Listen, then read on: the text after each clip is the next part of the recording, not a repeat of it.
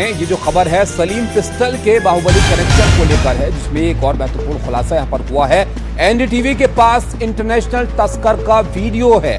पाकिस्तान से नेपाल, चीन तक फैला हुआ इसका नेटवर्क और सलीम का अवैध हथियारों का बड़ा कारोबार है, जिसको लेकर यह बड़ा खुलासा हो रहा है कि कहां-कहां पर इसका नेटवर्क फैला हुआ है।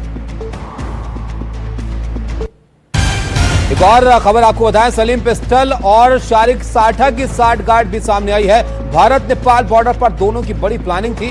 अवैध हथियारों की सबसे बड़ी फैक्ट्री खोलने की तैयारी ये कर रहे थे। सलीम भारत में है, जबकि शारिक अभी दुबई में है। शारिक साठा संभल हिंसा का मास्टरमाइंड भी है और अब इनकी साठगांठ हथियारों के कारोबार को फैलाने के लिए यहां पर नजर आ रही है। अवैध हथियारों की फैक्ट्री खोलने की तैयारी ये लोग कर रहे थे। मुकेश सिंह सिंगर हमारे साथ जुड़े, हमारे सहयोगी। मुकेश, बताइए किस तरह की प्लानिंग इनकी थी और क्या क्या खुलासे हुए हैं इसको लेकर।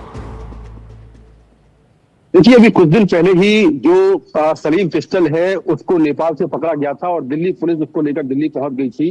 पूछताछ में बहुत बड़े खुलासे हुए हैं। पूछताछ में ये बात सामने आई है कि जो सलीम पिस्टल है वो पाकिस्तान गया था। पाकिस्तान में उसकी बहन रहती थी और वहीं से उसने हथियारों की तस्करी शुरू की, क्योंकि उसकी मुलाकात पाकिस्तानी खुफिया एजेंसी आईएसआई के लोगों से हुई और शायद साउथ में वो अंडरवर्ल्ड डॉन दाऊद इब्राहिम के संपर्क में आ गया।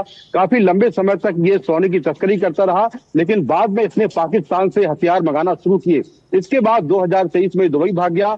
दुबई में इसकी मुलाकात शारिक साठा से हुई। शारिक साठा संभल हिंसा का मास्टरमाइंड है और एक बड़ा हथियारों का तस्कर है, क्योंकि संभल हिंसा में बड़ी मात्रा में विदेशी हथियार बरामद हुए थे, कारतूस बरामद हुए थे, जिसमें अमेरिका से लेकर पाकिस्तान तक के कारतूस और हथियार बरामद हुए थे। और आरोप ये लगा था कि ये सारे हथियार शारिक साठा ने अपने गुर्गों के जरिए यहाँ पर भेजे थे हिंसा करवाने के लिए। तो पूछताछ में बड़ा खुलासा हुआ है कि सलीम पिस्टल और शारिक साठा दोनों साथ मिलकर नेपाल बॉर्डर पर एक बड़े हथियारों की फैक्ट्री खोलना चाहते थे और ये देश के बड़े गैंगस्टरों को हथियार सप्लाई करने की फिराक में थे, लेकिन उसके पहले ही उसे गिरफ्तार कर लिया गया। इसके अलावा जांच में ये बात भी सामने आई है कि सलीम पिस्टल के कई उत्तर प्रदेश के बाहुबली नेताओं से संपर्क है और वो उनको भी हथियार सप्लाई कर रहा था। जी।